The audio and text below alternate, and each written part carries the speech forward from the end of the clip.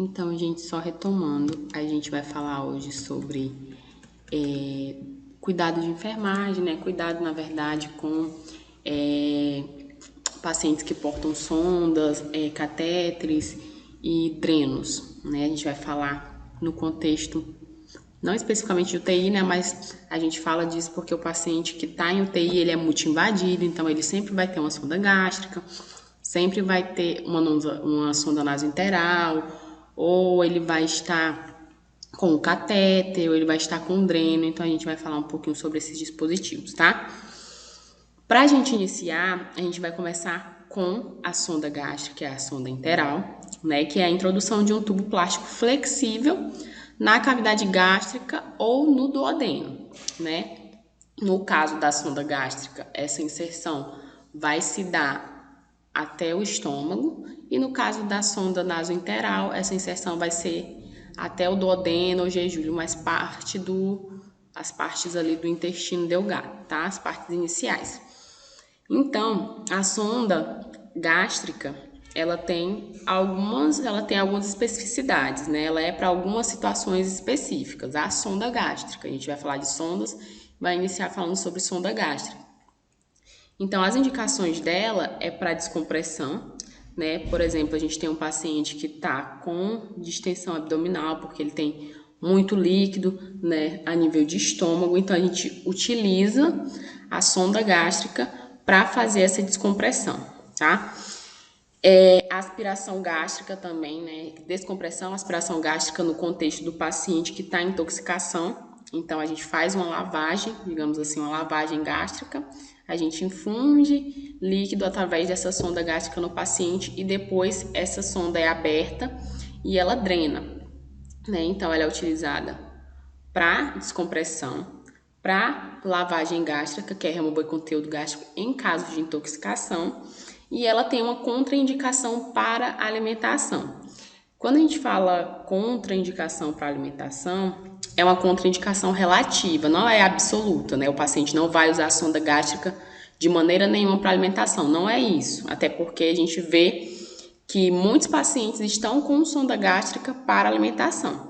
Só que ela tem uma contraindicação relativa. Por exemplo, a gente utiliza a sonda nasointeral para alimentação. A sonda nasogástrica, ela é utilizada no caso, né, para alimentação, quando o paciente tem como é que eu posso dizer, um caso de instalação difícil da sonda nasointeral, né? Então, por exemplo, esse paciente dá entrada por intoxicação, digamos assim. Aí a gente precisa fazer uma sondagem gástrica para fazer essa lavagem gástrica, né?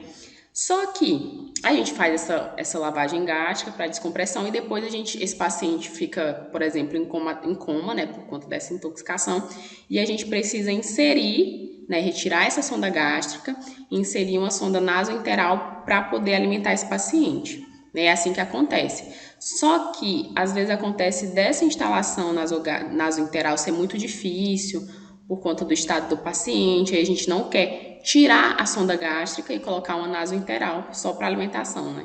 Para evitar causar um trauma ali no paciente. Então, quando a gente falar de sonda gástrica, nasogástrica, sempre lembre que a indicação dela é para descompressão, né, da descompressão abdominal, nos casos de distensão abdominal, e para lavagem gástrica. Ela pode ser utilizada para alimentação, mas ela tem uma contraindicação relativa, né? O ideal é que ela não seja para alimentação, o ideal é que seja uma sonda nasointeral para alimentação, mas vocês vão ver sim, na enfermaria, que o paciente pode portar uma sonda nasogástrica para alimentação.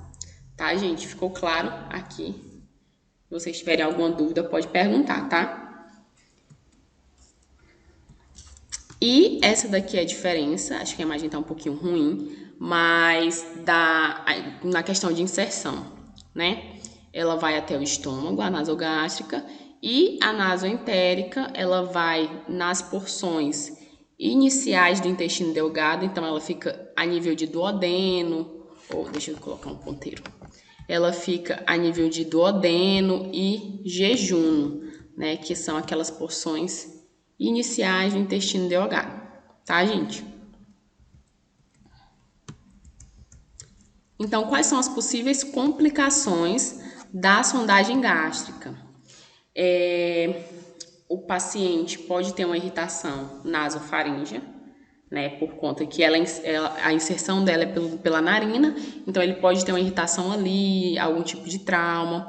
Pode ter um refluxo gastroesofágico, porque a gente tem um músculo no estômago, né, ali quando acaba o esôfago, inicia o estômago, que faz esse fechamento desse canal, né? Só que se esse paciente está com sonda, esse músculo não vai conseguir fechar, né? Então esse canal entre o esôfago e o estômago vai ficar, querendo ou não, um pouco aberto, porque tem uma sonda passando por ali. E pode acontecer por conta disso, ter um refluxo gastroesofágico, e esse paciente pode ter também, no caso da sonda gástrica, uma aspiração pulmonar, ou seja, o líquido gástrico retorna, né, a nível de esôfago, e ele cai dentro do sistema respiratório, né, ele vai para a via respiratória. Pode ser por conta do posicionamento do paciente, tá? Pode ser por conta do posicionamento da sonda, ela às vezes pode não estar no lugar certo. Então, tem todas essas questões de possíveis complicações da sonda gástrica, por isso que a gente tem que tomar muito cuidado com o paciente, tá? Em relação à fixação do catéter, a gente tem alguns princípios, né? Quem faz essa inserção da sonda é o enfermeiro, né? Mas o técnico, quando ele vai dar o banho no paciente, ele tem que dar banho, fazer administração de medicamento. Às vezes a administração de medicamento é feita pela sonda. Então, é necessário que vocês saibam essas questões, tá? A fixação do catéter, a fixação dessa sonda, ela tem alguns princípios, né? Primeiro, a gente tem que evitar dobras, né, nessa sonda, porque o paciente ou ele está se alimentando por ali, ou ele está recebendo alguma medicação por ali. Então, quando vocês forem manusear o paciente, seja de mudança de decúbito, ou seja para elevar a cabeceira, então a gente tem que tomar cuidado com a permeabilidade, ver se essa sonda não está dobrada em alguma porção dela, tá? Para evitar que a função dela não seja bem feita. Manter tubo centralizado na narina, tá? Para a gente evitar trações, a gente tem que evitar. Essa sonda ela fica fixada no nariz do paciente, né? Então a gente tem que evitar tracionar ela, até porque se a gente tracionar, né? Se a gente puxar a sonda, não tomar cuidado com o manuseio dela, esse paciente pode acontecer dele ter uma aspiração pulmonar, porque a sonda pode subir e a alimentação, o medicamento que está sendo infundido por aquela sonda pode cair dentro do sistema respiratório. Esse paciente pode ter uma pneumonia aspirativa, né? Ele broncoaspira, então pode ter várias complicações por conta desse manuseio, dessa tração da sonda gástrica, tá? E a gente proporciona, o terceiro princípio, proporcionar conforto no paciente, em relação mesmo à estética, a fixação, né, do catéter, tem que ser confortável. E a estética em si mesmo, né? Não vai colocar um monte de esparadrapo no paciente para ficar... Então, tem essa questão também de proporcionar conforto a esse paciente, tá? Nesse sentido. Então, lembre-se, quando a gente falar de complicação de sonda gástrica, pode ser irritação nasofaríngea, esse paciente pode ter um refluxo gastroesofágico e por conta desse refluxo gastroesofágico acontecer uma aspiração pulmonar, tá? Isso é as principais complicações que podem acontecer com esse paciente. Alguns cuidados, né? A gente tem que manter o paciente que está em sondagem gástrica em decúbito elevado, né? Para evitar o refluxo gastroesofágico e a broncoaspiração. Deixa eu só mostrar uma imagem para vocês. Quando a gente fala de decúbito, eu coloquei lá na frente, ó. Quando a gente fala de decúbito... Ai, meu Deus, não dá pra... Quando a gente fala de decúbito elevado, a gente está falando da posição de Fowler, né? Que é essa posição... Vou ter que afastar, porque senão não dá para eu... Essa posição de Fowler que o paciente tem que ficar, né? Paciente que está em sondagem gástrica, a não ser que ele tenha uma contraindicação, mas mesmo assim ele pelo menos fica em um semi-Fowler, tá? Então, o paciente sempre... que a gente for, né, tomar esse cuidado com o paciente em relação à sonda gástrica, a gente tem que manter o paciente em decúbito elevado, ou seja, paciente tem que estar em posição de Fowler, ele tem que estar entre semi-Fowler e Fowler, né?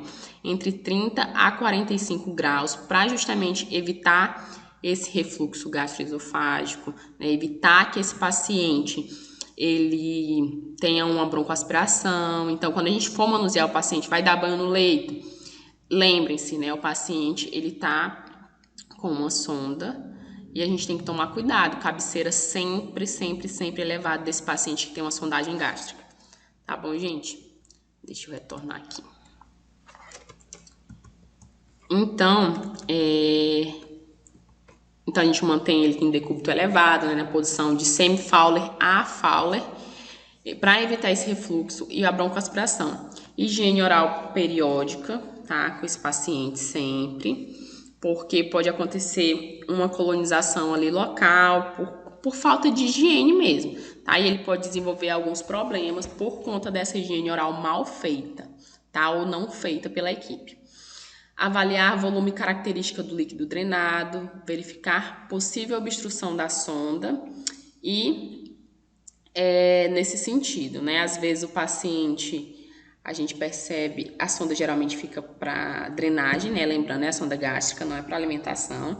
Então, quando a gente faz essa drenagem, essa descompressão abdominal, a gente tem que avaliar primeiro o volume desse líquido, né? E avaliar também se tem sangue nesse líquido, né? Qual a característica desse líquido que está saindo ali, que está sendo drenado por essa sonda. Então, a gente toma cuidado também em avaliar isso, observar isso, porque isso pode ser um tipo de diagnóstico para o paciente, né? No caso de hemorragia digestiva alta, essa sondagem nasogástrica é feita também como diagnóstico, tá, gente?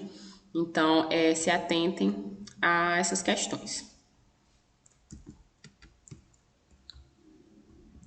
Aqui ainda nos cuidados, a gente...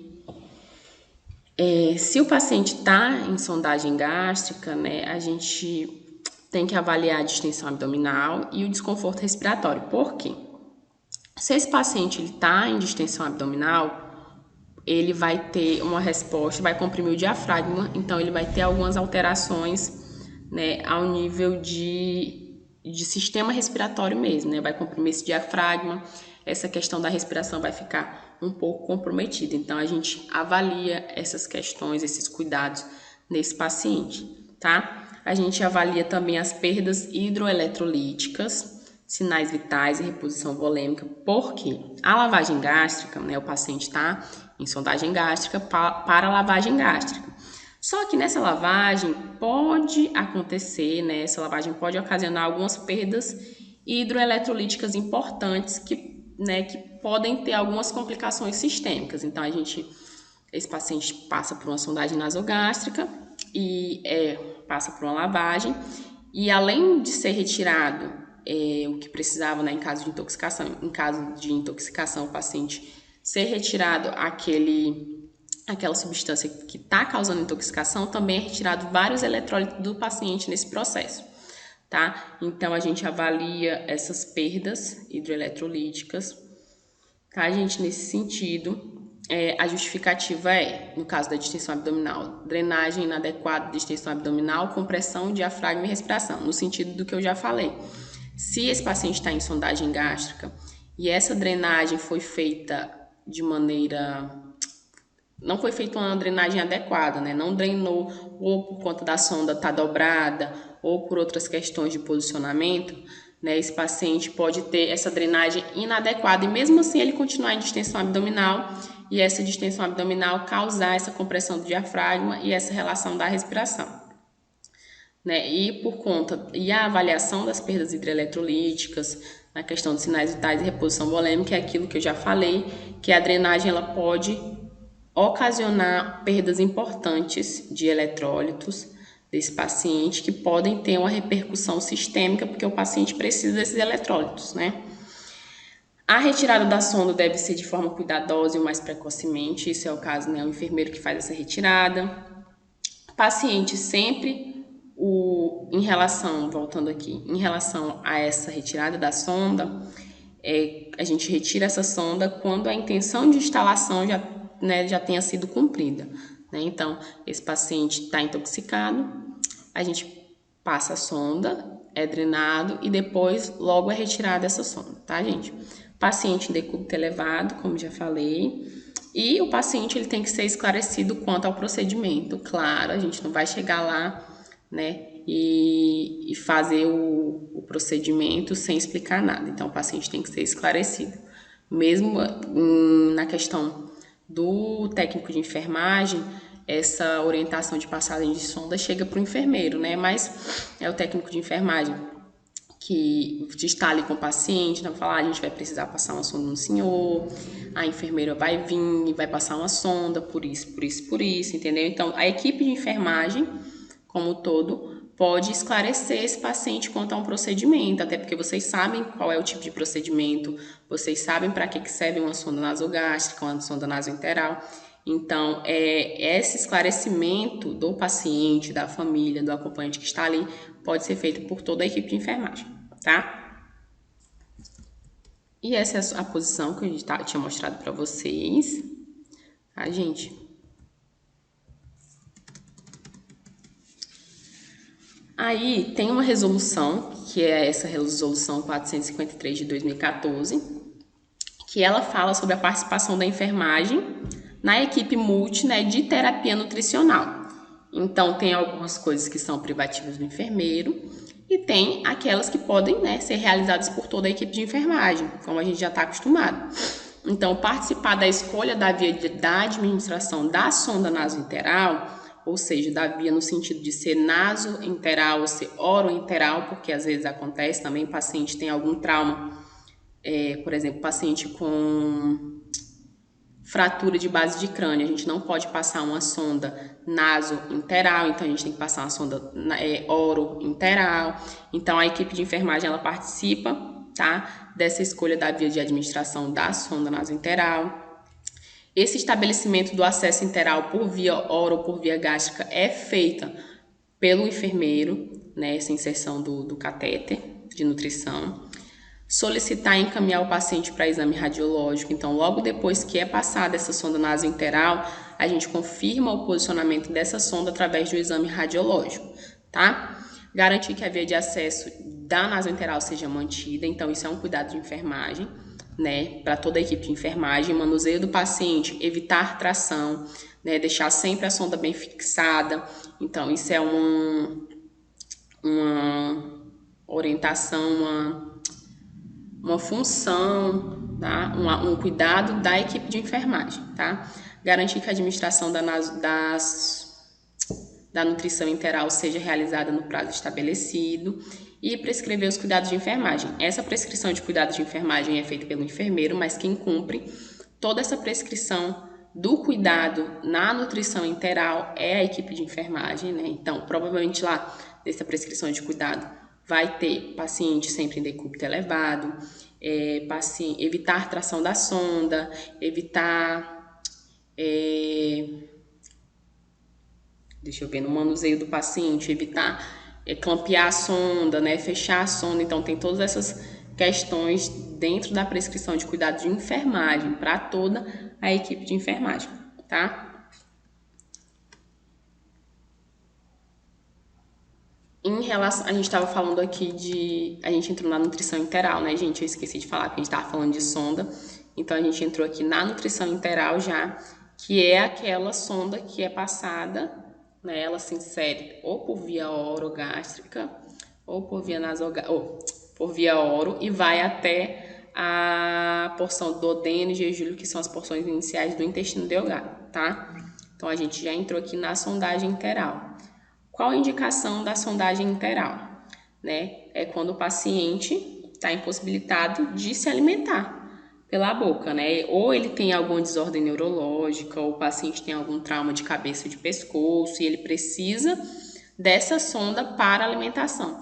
Então, sonda nasogástrica, que a gente tinha falado, é para descompressão, né? E para lavagem gástrica. A sonda nasointeral, né, por sua vez, ela é utilizada para alimentação desse paciente que, por algum motivo, ele não consegue se alimentar pela boca, tá? Ou no caso do paciente que está em anorexia prolongada, né? Ele precisa de um aporte melhor em relação à nutrição também, é passar dessa sonda nasoenteral. Trauma de cabeça e pescoço, como a gente já falou, desordem neurológica, queimaduras, porque no processo de queimadura, o paciente perde alguns, as células elas sofrem, né, lise, então ele perde muitos eletrólitos, perde muitas substâncias importantes. Então, no caso de queimaduras, a sonda nasoenteral, ela também é indicada, tá? Quais são as contraindicações para a sondagem nasoenteral? Vômitos frequentes, a gente contraindica, né? Contraindicação para essa sondagem. Nós não vamos retirar a sonda do paciente, mas a gente dá uma pausa na nutrição para avaliar junto com a equipe, né? O que a gente pode fazer com esse paciente, tá? Quais se a gente pode fazer outra via de alimentação, uma gastrostomia, outro tipo, porque esse paciente não vai ser, se ele está vomitando, né, se ele tem vômitos frequentes, a gente não vai conseguir fazer essa alimentação por sonda nasoenteral. Então, a gente fala junto com a equipe, né, avalia junto com a equipe o que pode ser feito com esse paciente. Caso de diarreia importante também, ilho paralítico e instabilidade hemodinâmica constante. Essas são as contraindicações para o paciente não receber, né, essa sondagem nasoenteral. Tá, gente? A escolha da via de nutrição enteral é feita pela equipe interdisciplinar, né, por todos nós, equipe de enfermagem, nutricionista, médico, fisioterapeuta. Então, a gente avalia, essa avaliação é feita por toda a equipe, né? A gente observa o estado nutricional, né? Às vezes, o estado nutricional do paciente é tão crítico que a sondagem nasoenteral não é interessante para esse paciente, né? Então, a gente vai encontrar outra via para fazer essa alimentação. Então, a gente observa isso, a gente vê, o paciente, mesmo que ele entre em nutrição enteral, ele está em estado muito crítico, então não vai adiantar para ele, não vai ser tão interessante, né, essa escolha dessa via, tá? Então, a gente, enquanto equipe, avalia essas questões, tá? Patologias e condições clínicas, tempo de submissão a essa nutrição enteral, né? O tempo que ele vai ficar com essa via também é avaliado, os aspectos neuropsicológicos do paciente e quais são as metas com essa nutrição. Então, a equipe avalia todas essas questões para decidir qual seria se esse paciente, né, digamos assim, teria indicação para nutrição enteral, tá? Em relação aos cuidados com a sonda enteral, a gente tem que avaliar a hidratação desse paciente, né? A gente tem que avaliar o turgor, que é a hidratação, né? Mesmo se esse paciente está hidratado ou não, as mucosas, o débito urinário. O débito urinário, a gente faz esse controle rigoroso através do balanço hídrico, né? Que vocês provavelmente já viram. O paciente está em balanço hídrico, então todas as entradas e todas as saídas desse paciente, né, a gente anota. Então, o paciente está com débito urinário de tanto e a gente infundiu tanto nesse paciente. Então, a gente verifica se essa entrada de líquidos está menor que a saída, né? Que tem que ser o ideal. Esse paciente não pode eliminar pouco líquido e nele ser infundido muito líquido. Não é assim. Então, a gente tem que tomar cuidado lá no balanço hídrico, débito urinário, com essa questão de hidratação do paciente. Realizar o balanço hídrico, né? Monitorar glicose, potássio, sódio e cálcio, principalmente a glicose, né? O paciente que está em nutrição enteral, a gente faz destro de horário nele para saber se ele está em hipoglicemia, hiperglicemia. Então, esse paciente é sempre monitorado em relação a essa glicose, tá? Realizar a higiene oral, que a gente já falou que é um cuidado também da sondagem nasogástrica. Monitorar funcionamento intestinal. Esse monitoramento de função intestinal a gente faz a ausculta, né, para ver se está tendo som de peristaltismo, né, dos ruídos hidroaéreos, que a gente disse que é a nível de intestino e estômago, para ver se esse intestino continua funcionando, né? Esse paciente está em sondagem enteral, só que o intestino precisa funcionar, precisa fazer o peristaltismo para poder levar toda essa alimentação através de tudo tubo digestivo. Então, a gente monitora essa função através dessa ausculta, né, dos sons, dos ruídos hidroaéreos, para saber se está tendo peristaltismo.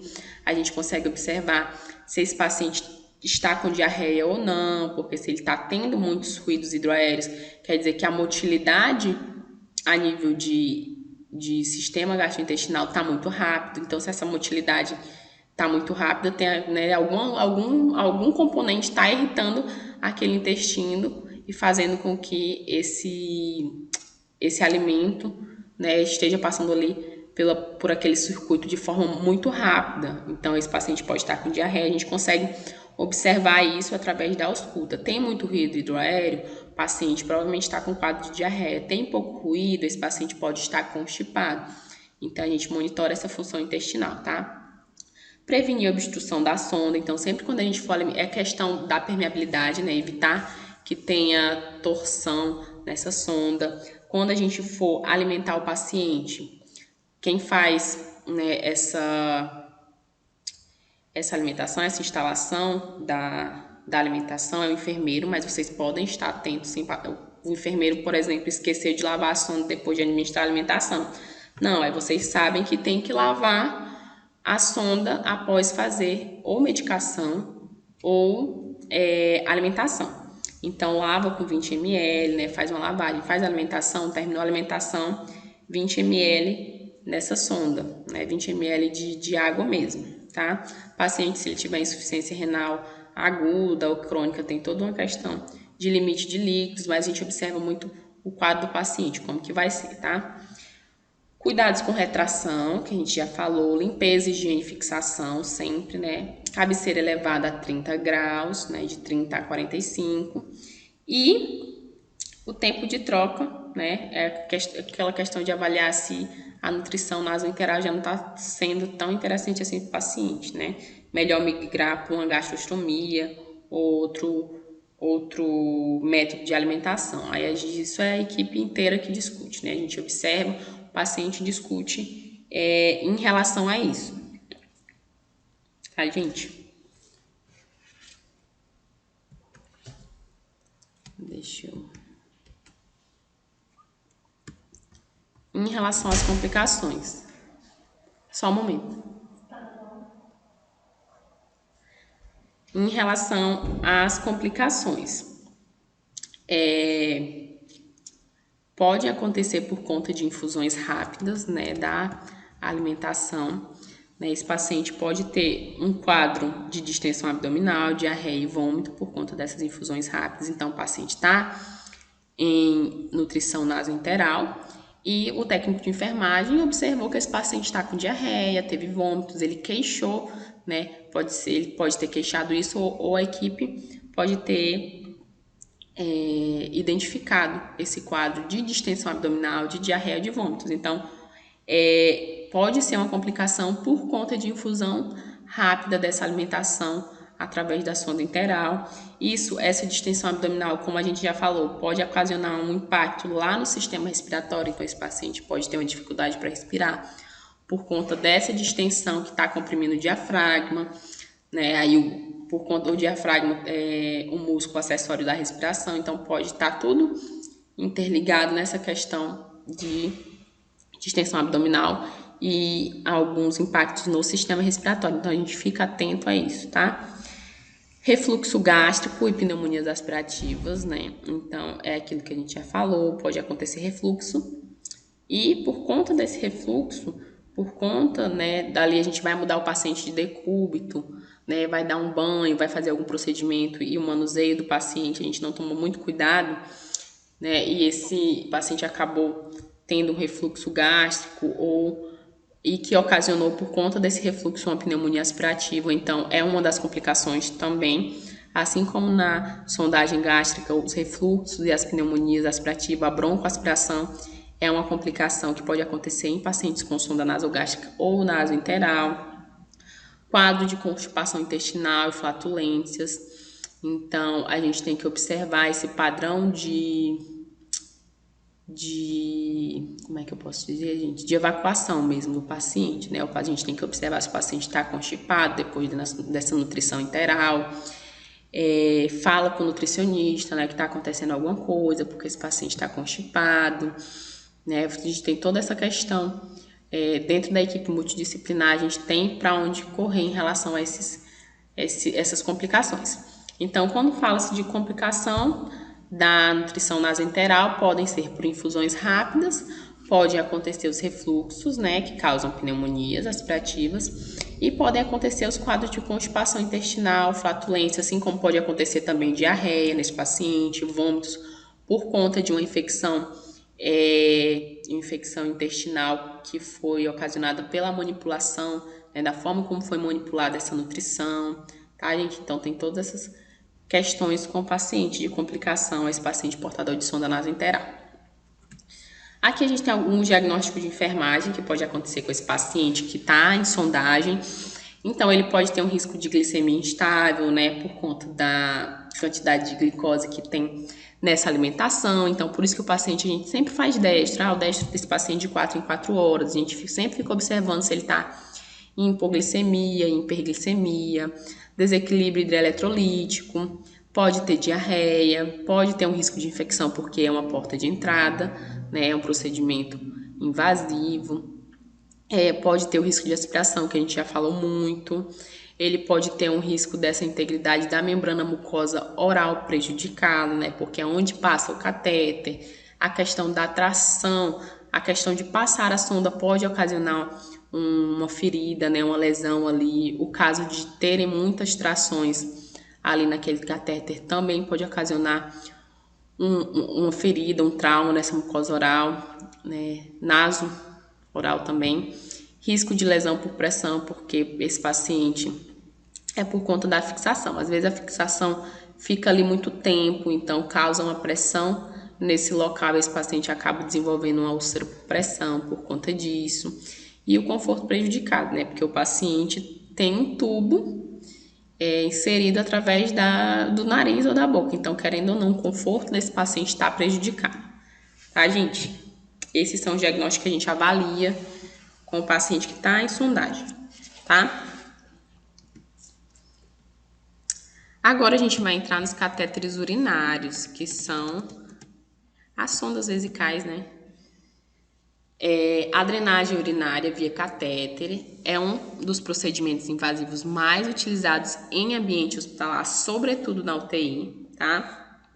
Então, ele é introduzido por via uretral, né, pela uretra, quando a micção desse paciente não é espontânea, por algum motivo, seja por obstrução, seja por algum problema neurológico, rebaixamento do nível de consciência, ou esse paciente teve algum trauma, né? Então, essa obstrução, esse trauma, esses problemas neurológicos ou casos cirúrgicos que precisam fazer essa sondagem, aí esse paciente tem ele não consegue ter essa micção, né, espontânea, ele não consegue urinar sozinho. Então, nesse caso, são feitos os cateterismos vesicais nesse paciente.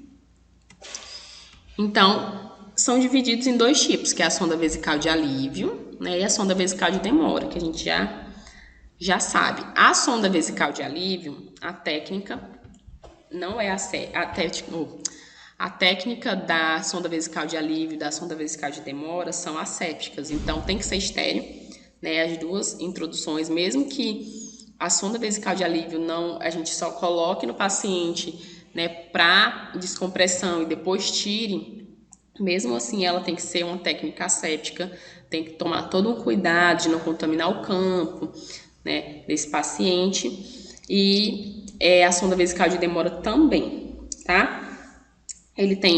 Esses catéteres têm diferentes tamanhos, né? Tamanho 12, 14, 16, 18 e 20, depende da idade do paciente, do sexo do paciente, né? Esses números, esses tamanhos, tudo depende dessa questão. Homens, geralmente, 16, 18, na verdade 18, 20, mulheres 14, 16, tá? Geralmente é o número de inserção desse catéter. Eles podem ser de látex ou silicone, né? O látex ou silicone é mais maleável, então são as sondas vesicais de demora, geralmente são de látex e de silicone. E o PVC siliconizado são as sondas de alívio, que geralmente é um material mais rígido, né? E essas sondas, a sonda vesical de demora, ela pode ter 2 vias, 3 vias, 1 via. Geralmente a gente vê de 2 vias. Deixa eu mostrar, tem uma imagem aqui. Então, essa é uma sonda vesical de alívio, né? Então, o enfermeiro faz esse cateterismo de alívio para descompressão da bexiga. Esse paciente está com bexigoma, aí a gente passa esse catéter, faz a inserção desse catéter por via uretral, esvazia a bexiga e depois retira o catéter, tá? E essa aqui é a sondagem de demora, né? Outro tipo de sonda, a sonda fica ali, a gente insere a sonda até a bexiga, insufla esse balãozinho, né? E esse balão, essa sonda é conectada a uma bolsa coletora, para poder fazer a drenagem, porque esse paciente vai ficar com essa sonda por um longo período, tá, gente? Então, só para ilustrar. Esses são os tipos de vias, né? Formatos, pode ser de 2 vias, de 3 vias. Geralmente, os de 3 vias, eles são utilizados para irrigação, né? Oferta de antibiótico diretamente na bexiga, o paciente está com um grau de infecção, aí é utilizada a de 3 vias. Aqui embaixo, deixa eu colocar. Geralmente a gente vai ver mais essa aqui de 2 vias, mas se for essa de 3 vias, é utilizado quando o paciente precisa de uma irrigação, né? Uma oferta de antibiótico, de algum medicamento direto lá na bexiga, por algum quadro infeccioso.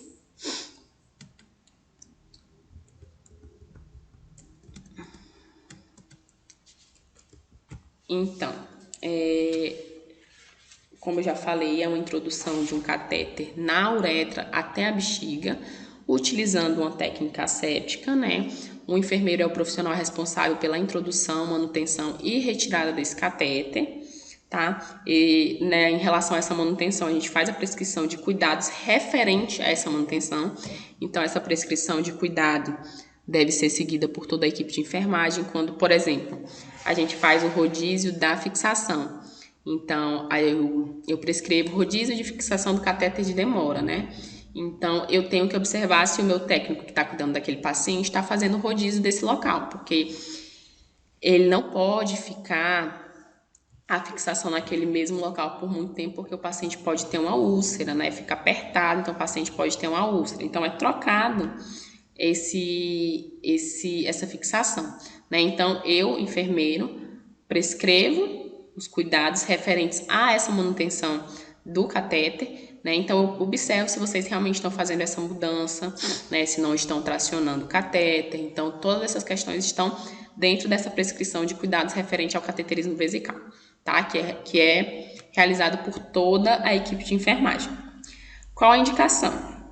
Indicação terapêutica, né? Alívio da retenção urinária aguda ou crônica, drenagem e controle do volume urinário no pré, intra e pós-operatório, mensuração acurada do volume urinário. Às vezes a gente tem um paciente com insuficiência renal, a gente tem que ter um controle rígido dessa diurese, né? Então, às vezes ele precisa passar por um cateterismo para a gente conseguir fazer esse controle direitinho. Ela tá lá no balanço hídrico que está saindo desse paciente por via urinária, né? Então, nesse caso, o paciente também passa por um cateterismo vesical, e paciente com traumatismo ou alguma doença de uretra, né? Essas são as indicações terapêuticas para o cateterismo terapêutico. As indicações diagnósticas é quando a gente precisa terminar o volume de urina residual, né? Verificação de hematura, realização de exames de imagem, por exemplo. Deixa eu ver se eu consigo explicar. A gente tem as questões terapêuticas e as questões diagnósticas. Então, o cateterismo vesical pode ser utilizado para verificar a presença de alguns componentes, né? Então, esse paciente está conseguindo urinar, só que a gente precisa verificar a hematura, que é a quantidade de hemácias presentes naquela urina. Então, para a gente conseguir verificar isso, é necessário esse cateterismo, né? Para a gente conseguir recolher toda essa urina que está sendo liberada e essa urina ser usada como diagnóstica, tá? Então, esse cateterismo pode ser utilizado como forma terapêutica, né? Quando o paciente tem alguma dificuldade de urinar, né? Ele tem uma retenção urinária, esse paciente passou por um trauma, ou em caso que ele tenha alguma patologia específica e a gente precisa verificar alguma substância específica, né, nessa urina. Por exemplo, as hemácias, aí é feito esse cateterismo vesical, tá? Quais são as complicações do cateterismo vesical? Infecção urinária depende muito da técnica de instalação, né? Esse enfermeiro que foi instalar, o técnico de enfermagem geralmente auxilia nesse cateterismo vesical, então ele dá os instrumentos, né? Ele abre o campo, ele prepara esse campo, então depende muito, essa infecção urinária depende dessa técnica de instalação do catéter no paciente. Estenose do canal, uretrite, na verdade, né, que é a infecção da uretra. Por conta dessa manipulação excessiva ali, às vezes o paciente tem que passar por muitos cateterismos vesicais, principalmente cateterismo vesical de alívio, né? Então, essa manipulação excessiva da uretra, daquela região, pode ocasionar essas infecções, né, a uretrite. Estenose do canal, que estenose é o estreitamento desse canal, pode ser uma complicação também da sondagem vesical. E obstrução da luz, tá? Daquele canal, que pode ser por estenose também. A infecção do trato urinário também pode acontecer sintomática, né? Então o paciente vai sentir muita dor. Essa infecção do trato urinário, gente, ela pode ocasionar uma morte, né? Essa infecção do trato urinário pode vir, pode ser por conta dessa infecção do trato urinário, o paciente desenvolva uma infecção generalizada, uma sepse, né? Entra essa infecção, inicia-se ali no trato urinário, só que ela cai nas vias, né? Na corrente sanguínea.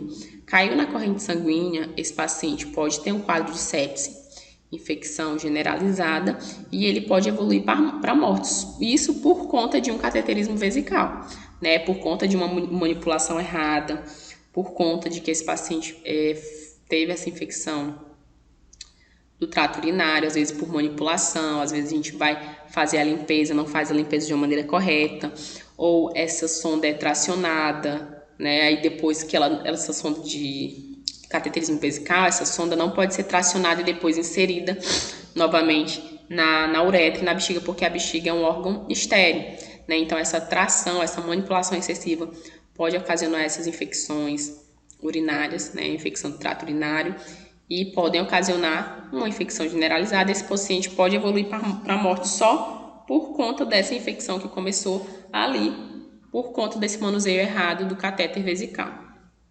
Tá, gente? Quais são os cuidados que a gente tem que ter, né? Higiene do meato uretral com sabão. Então, sempre quando vocês forem dar banho no leito, né? Lembre-se, não tracionar a sonda, primeiramente, e fazer uma higiene bem feita do meato uretral, né? De onde o local onde a sonda é inserida. O saco coletor, ficou errado aqui, saco coletor tem que estar acima do chão, né? Essa sonda ela é conectada a uma bolsa.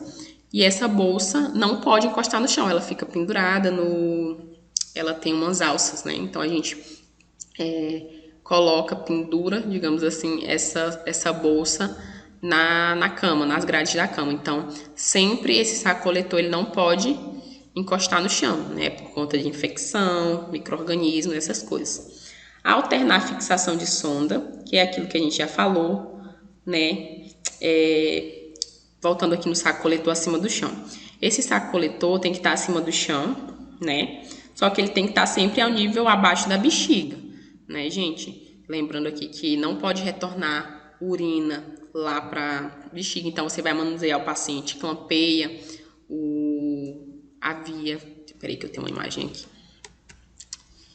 Clampeia, vai manusear o paciente, clampeia, né? Aqui tem um clampeio aqui também, porque a gente não quer que a urina retorne para a bexiga do paciente, né? Isso vai causar uma infecção grave no paciente. Então, vai manipular, né? O paciente clampeia, vai mudar o paciente de decúbito, clampeia. Sempre que for movimentar o paciente, dar banho, fralda, mudar de decúbito, a gente clampeia a sonda, clampeia esse circuito, na verdade, né? Porque a sonda está no paciente.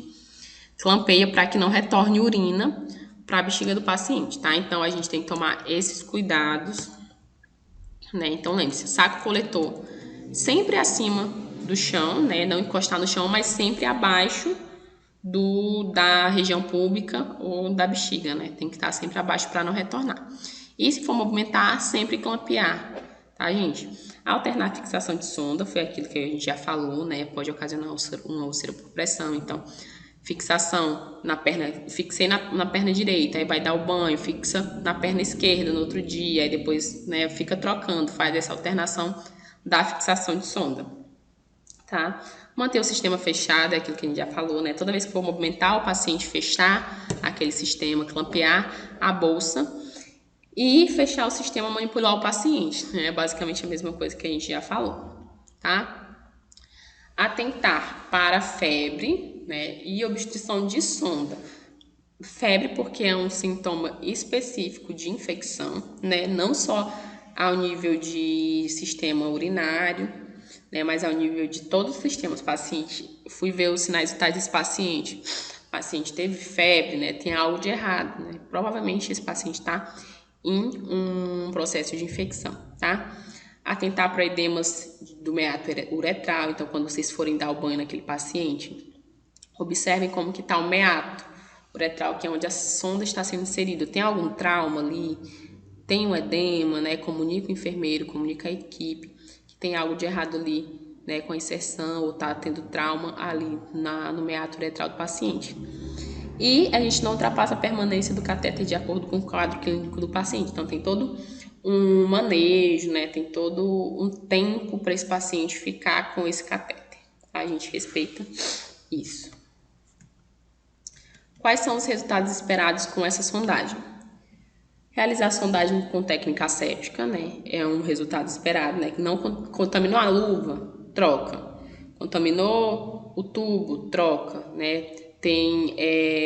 A gente observou, por exemplo, vocês vão dar o banho no leito do paciente, observou que está tendo vazamento na sonda, né? Às vezes a sonda é colocada uma numeração errada, então está saindo xixi pela uretra sem ser pela sonda, então vocês comunicam ao enfermeiro que, né, vai ter que ser trocada essa sonda, porque por algum motivo está tendo vazamento. Então, o resultado esperado é que essa sondagem seja feita com técnica asséptica, não tenha nenhum vazamento, né? Não contamine ali, seja pela inserção ou seja pós-inserção.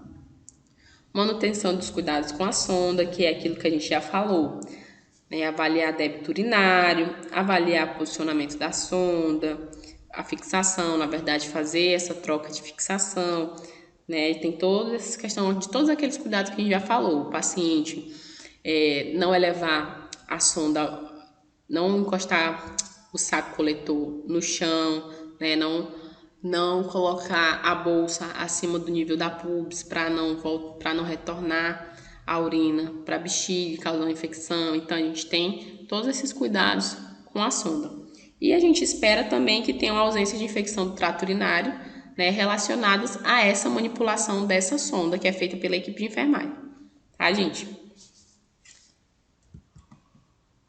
Essa é a bolsa, né, como eu já falei. E aqui a gente já entra nos drenos e catéteres. Nos drenos, na verdade. Drenos, catéteres e sondas. Quais são os aspectos gerais, né? Eles são tubos, né, que são constituídos por materiais diferentes, eles possuem calibres diferentes, possuem calibres distintos, conforme a necessidade do paciente e a variação, né? Essa é a característica tanto dos drenos quanto dos catéteres e sondas. Esses drenos, catéteres e sondas, eles podem ser utilizados para infusão de líquidos, né, retiradas de líquidos, no caso da sonda nasogástrica, né, e também saída de ar, no caso dos drenos. Tá, gente? O material pode ser um material mais rígido, que seria o de borracha e o de polietileno, tá? E pode ser um material mais maleável, que é o silicone. Quanto a esse uso, esses drenos, esses catéteres e essas sondas, eles podem ser utilizados de forma intravenosa, esses catéteres.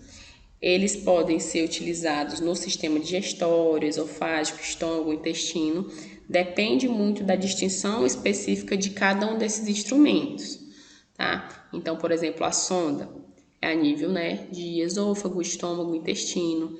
O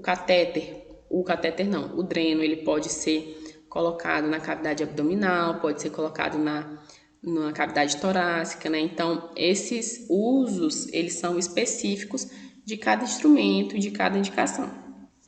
E também, né, nós temos aqueles que evitam acúmulo de líquidos em espaços potenciais e que removem coleção, né, diversas coleções de líquidos nas cavidades naturais, nas vísceras e em locais de cirurgias, que seriam os drenos, tá? Então, esses drenos, eles evitam o acúmulo de líquidos em espaços, né, que por algum motivo está acontecendo o acúmulo de líquidos, seja por trauma, seja por conta de um processo de cirurgia. Então, esse dreno, ele vai remover essas coleções dessas cavidades naturais, né? No caso de o tórax é uma cavidade natural, né? Das vísceras, e alguns locais de cirurgia também são utilizados esses drenos. Em relação aos tipos de dreno, a gente vai mostrar a foto de cada um, tá, gente? Eu acredito que vocês já tenham visto a maioria desses drenos, né? Nós temos o dreno de Penrose, que ele é utilizado em cavidades para drenagem de fluidos capilares, né? Principalmente em cavidades. Então, fluidos capilares são fluidos pequenos, digamos assim, tá? Tem o dreno de sucção, que ele é mais utilizado para afecções biliares, ou seja, para doenças, para patologias biliares, tá? Nós temos o Hemovac, que ele é um dreno que atua por sucção também, né? Nós temos o dreno de sucção e tem o Hemovac, que também é um dreno que atua por esse sistema de sucção. E eles são utilizados para quando se prevê um acúmulo de líquido em grandes quantidades, tá? Lembrem disso. O Hemovac é quando tem um acúmulo, quando a gente prevê, né? Seja por um procedimento cirúrgico ou por um trauma, que vai ter um acúmulo de líquido de grande quantidade ali naquele local. Aí é colocado o Hemovac. E nós temos o dreno Jackson Pratt, né, que é o conhecido como JP. A gente não vê muito ele, mas ele é utilizado para drenagem de resíduos de uma cirurgia, né? Então, o paciente passou por uma cirurgia, geralmente aí é colocado esse tipo de dreno, tá? Para drenar os resíduos de cirurgias ali naquele local, tá? Então, ele é colocado sempre após situações de cirurgia. Esse dreno ele fica instalado diretamente, né, na incisão cirúrgica para evitar que aconteça a formação de coágulos ali naquele lugar. Deixa eu mostrar a fotinha para vocês. Esse primeiro aqui é o dreno de Penrose, né? Ele é aquele dreno que ele é utilizado principalmente para drenagem de fluidos por capilaridade, tá? Então, são fluidos pequenos, tá? Ele parece um caninho mesmo, ele é um material bem maleável, então ele é colocado ali naquele local para drenar esses líquidos, e às vezes ele é conectado numa bolsa, geralmente ele é conectado numa bolsa, tá? Para uma bolsinha de plástico, eu esqueci a palavra, mas é uma bolsa plástica estéril mesmo, uma bolsa coletora pequena. Ele é colocado, né, no paciente também essa bolsa para drenar, para coletar esse líquido que está sendo drenado pelo dreno de Penrose, tá? Ele é bem maleável e ele drena geralmente secreções de pouca quantidade, tá? Volumes de pouca quantidade ali do paciente. Esse aqui é o dreno de sucção, tá? E ele realmente funciona, né, no princípio de sucção. Então, a gente aperta a gente aperta antes de inserir, né? A gente não, o médico, e ele é colocado nesse local, tá? Aí, essa questão dessa pressão que ele institui, né, ali no tecido faz com que aconteça essa sucção, tá? Do paciente. Nós temos o dreno, o Hemovac, que também é um dreno que atua por sucção. A característica principal dele é que ele atua por sucção, é utilizado quando se prevê um acúmulo grande de líquidos ali naquele local, é utilizado esse aqui. E esse aqui é o dreno Jackson Pratt, tá? O JP, que é aquele que é utilizado para drenar de resíduos de uma cirurgia. Então, o paciente, ele passou por uma cirurgia, aí precisa drenar alguns líquidos que ficaram ali por conta desse processo de cirurgia. Aí é instalado esse dreno diretamente na incisão cirúrgica desse paciente, para evitar que aconteça, né, a formação dos coágulos, tá, gente? Então, são esses que são mais utilizados, que são os drenos mais utilizados. Quais são os nossos cuidados? Como nós falamos, né, de Penrose, nós temos alguns cuidados específicos. O dreno de Penrose é aquele fininho lá, tá? Que drena pouca quantidade. Então, a gente tem alguns cuidados específicos, né? A gente tem que anotar o volume, o aspecto da drenagem. Então, não só no Penrose, né? Em todos os tipos de dreno, a gente tem que observar essa característica que está sendo drenado, de qual aspecto desse líquido que está sendo drenado. A gente mantém uma gase estéreo sobre o dreno para proteger realmente o local de inserção desse dreno, tá?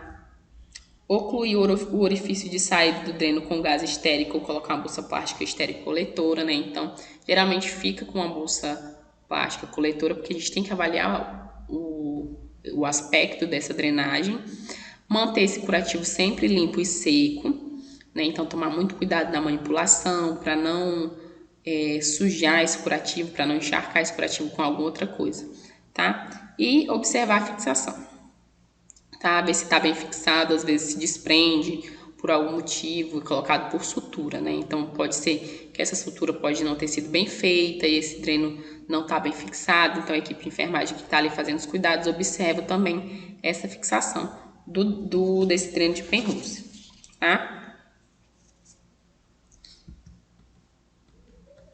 Os catéteres vasculares são os catéteres mesmo, né, gente? Os acessos são aqueles que são dentro da via, né, que vão ser instalados dentro da via endovenosa. Então, quais são os nossos cuidados, né, quando a gente vai fazer um acesso?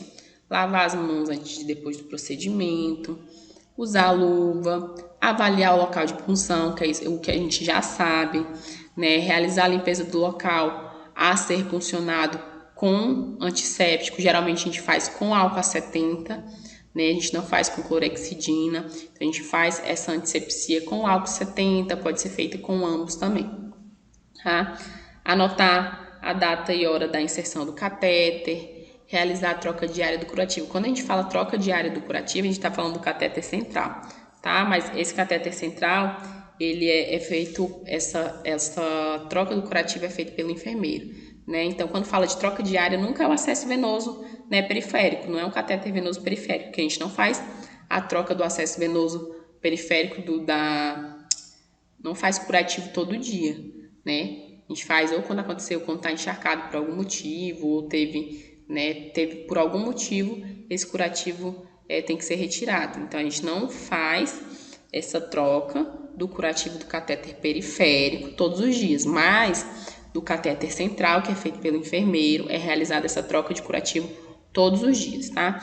A gente avalia a presença de sinais flogísticos nesse acesso, né? Então, a gente avalia se está tendo calor, rubor, edema, dor, né, naquele local. Então, a gente avalia, porque vai ter que ser trocado, tá? Nos catéteres centrais são utilizados curativos transparentes, que facilitam a visualização da inserção do catéter e diminui a manipulação do mesmo, tá, gente?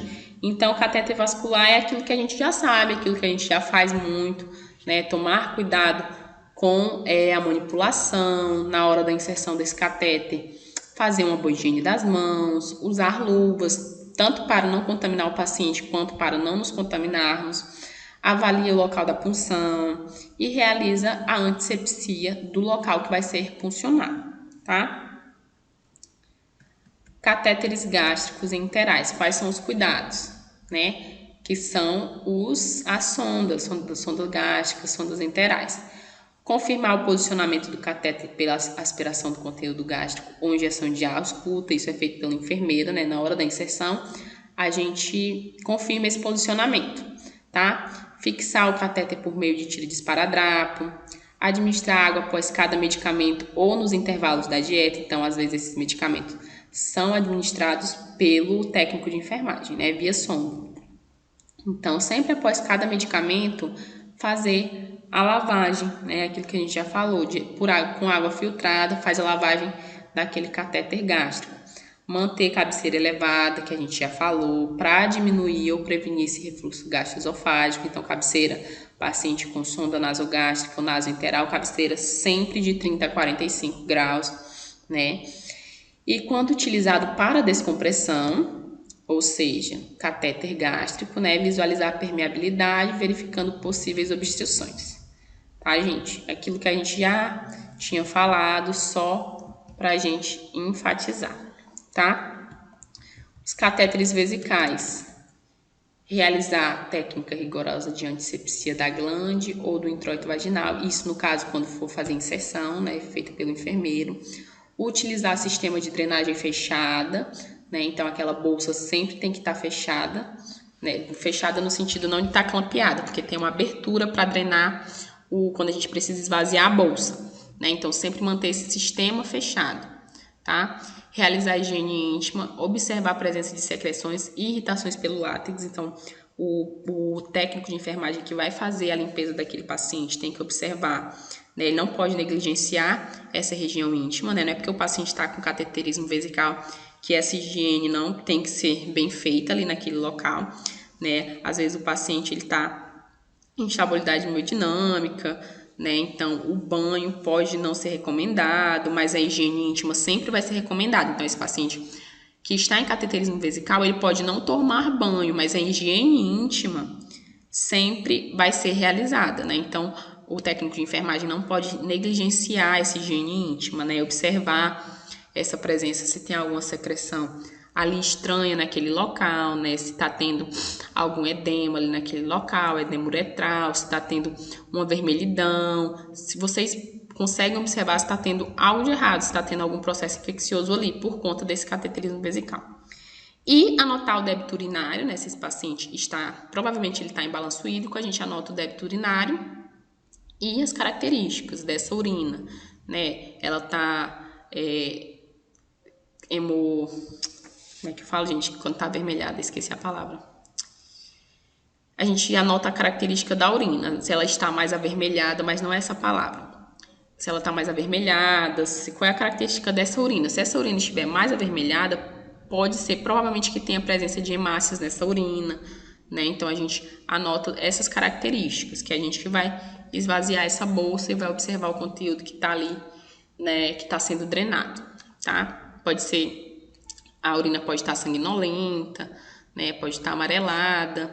Então, a gente anota esses aspectos da urina. E nós temos o dreno de tórax, né? Que é aquele dreno que é inserido pelo médico na cavidade torácica, seja para drenar líquidos, que pode ser sangue ou algumas outras secreções, ou pode ser utilizado para drenar também ar, né? No caso do pneumotórax. Então, a gente observa a fixação do dreno, verifica se tem algum orifício exteriorizado, a gente realiza a limpeza do local com álcool 70.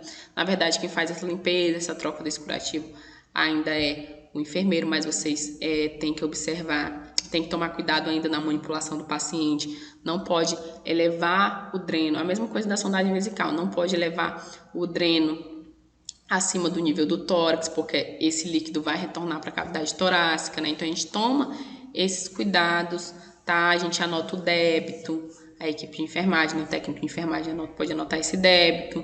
A gente pode observar os sinais de esforço respiratório, né? Esse paciente, né, tá usando musculatura acessória, né? Tem algo de errado aí nesse padrão de respiração. Então, a gente observa isso, observa os sinais de infecção, sinais flogísticos naquela região, tá? Então, tudo isso pode ser feito pela equipe de enfermagem. Cuidado nessa manipulação, esse é o dreno de tórax, né? Então, a gente toma cuidado sempre com a manipulação desse paciente que está com o dreno de tórax, que está em cateterismo vesical, que está em sondagem nasogástrica. Então, a gente toma muito cuidado com esse manuseio do paciente, tá? Com o manuseio desses equipamentos. Tá bom, gente?